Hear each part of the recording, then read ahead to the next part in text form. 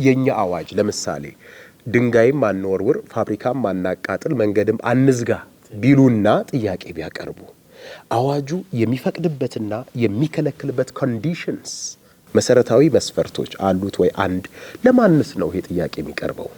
ከአመጽ ውጪ ማለት ነው። አመጽ ግርግር ወይም ደግሞ መንግስትን ከመጣል እንደዚህ ነገር ከዚህ መጀመሪያ የምንነሳው በብሔራዊ ህጎቻችን ያው በአንቀጽ በዓለም አቀፍ ህጎችን በህገ መንግስቱ አንቀጽ 9 እና 13 መሰረት በማድረግ ኢንኮርፖሬት ተደርጓል ወይም ሰርጿል። ይሄን ህግ በኢትዮጵያ በብሔራዊ ህጋችን ይሄንን መሰረት ተደርጎ ደግሞ አዋጅ ቁጥር 3 1983 የወጣው ይሄንን መብት ኤክሰርሳይዝ ለማድረግ ማንኛውም ሰው የማስፈቀድ መንግስትን አስፈቅዶ በእርግጥ መንግስትን አስፈቅዶ ሳይሆን ጀስት የሰላማዊ ሰልፍ ዋና ጽንሰ ሐሳብ በማህበረሰቡ ዘንድ በማህበረሰቡ ዘንድ ማህበራዊ፣ ፖለቲካዊ፣ ኢኮኖሚያዊ ጥቅሞችን ኢንቫይሮንመንታል ፕሮቴክሽን ሊሆን ይችላል የተለያዩ መብቶችን ለማስከበር ሰዎች መብት የማቅረብ መብት እንዳላቸው በአንቀጽ 4 ላይ ተደንግጎ ይገኛል።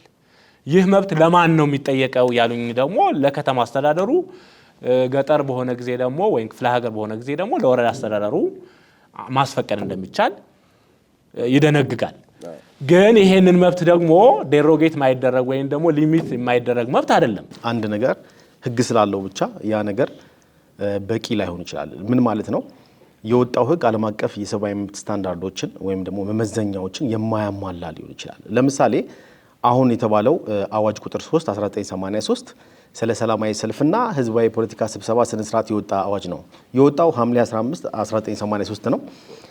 የኢትዮጵያ ሽግግር ወቅት ቻርተር ክፍል 1 ነው። በኢትዮጵያ የሽግግር ወቅት በ1983 እንግዲህ ኢህአዴግና በወቅቱ ህወሓት ስልጣን ሲይዙ ያወጡት አዋጅ ነው። ኢማጂን ህገ መንግስቱ መሰረት አድርጎ የወጣም አይደለም። ይሄ ነገር የወጣው በሽግግር ጊዜ የወጣ ነው አዋጁ ራሱ እንጂ ህገ መንግስቱን መሰረት አድርጎ ህገ መንግስቱ ከጸደቀ በኋላ የወጣ አዋጅም አይደለም።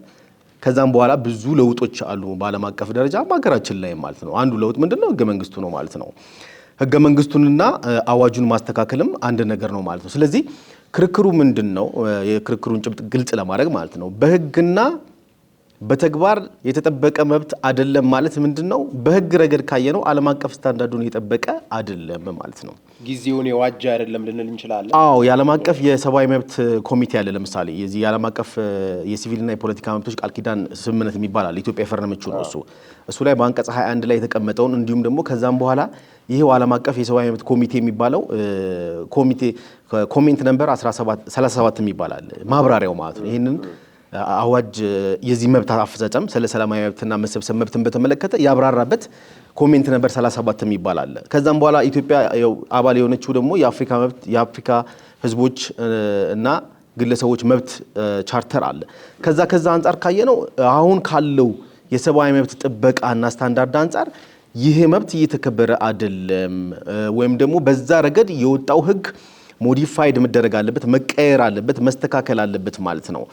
ዲሞክራሲ የሚሰጥ መብት ሳይሆን በተፈጥሮ ያገኘነው መብታችን ነው። ያ ደግሞ ያደጉ ሀገሮች ያላደጉ ሀገሮች የሚባል ነገር የለም። በድሮ ጊዜ ለምሳሌ ኃይለ ሥላሴ የኢትዮጵያ ህዝብ ለዲሞክራሲ እስከሚደርስ ድረስ እኛን መርጠለታለን ብለው የህዝብ መወሰኛ የህግ መወሰኛ ምክር ቤትና የህዝብ ተወካዮች ምክር ቤት ብለው አቋቁመው ነበር። አንዱ ምክር ቤት ላይ ህዝቡ ገና ለምርጫ ስላልደረሰ ለዲሞክራሲ ስላልደረሰ እስከሚደርስ ድረስ እኛን ሾመላችኋለን የሚል አመለካከት ስለነበረ በወቅቱ እንደዛ ተደርጓል ማለት ለዲሞክራሲ አልበቃንም የሚል ማለት እና እንደዚህ በአንድ መልኩ ባርባሪያንስ ነን የሚል ወይም ኋላ ቀር ነን የሚል አመለካከት ነው። ለምን እንደዚህ ይሆናል እንዴ? ይሄ ህዝብ ፍትህ ይፈልጋል። ዲሞክራሲ ማለት እኮ ፍትህ ማለት ነው፣ እኩልነት ማለት ነው፣ እኩል ተጠቃሚነት ማለት ነው ዲሞክራሲ ማለት። ዲሞክራሲ ጊዜ የለውም፣ አሁን ነው ዲሞክራሲ ለሁላችን የሚገባና። ስንት ዓመት ነው ዲሞክራሲ ከተባለ እዚህ ሀገር 40 ምናምን ዓመት ሙሉ ስለ ዲሞክራሲ ስናወራ። ስለዚህ አሁን ነው የሚያስፈልገው እንጂ ነገ የሚባል ነገር የለም። አንዱ የዲሞክራሲ መሰረት ደግሞ የመሰብሰብ መብትና ሰላማዊ ተቃውሞ የማድረግ መብት ነው። አሁን ያለው የኢፌዴሪ ህገ መንግስት ከመውጣቱ በፊት ብዙ ህጎች አሉ። እንደው ብዙ መብት የሚያስጠብቀው የፍትሐብሔር ህጋችን ሌሎችም ግዙፍ የሆኑ ህጎቻችን የወጡት በ1960ዎቹ ነው። እነዛ ህጎች ከህገ መንግስቱ ውስጥ ካልተቃረኑ ድረስ በህገ መንግስቱ አንቀጽ 9 ላይ ከህገ መንግስቱ የማይቃረኑ ህጎች ተፈጻሚነታቸው የሚቀጥል እንጂ የግዴታ ከህገ መንግስቱ በፊት ወጥተዋል ተብሎ የኔ ጥያቄ እንደሱ አይደለም።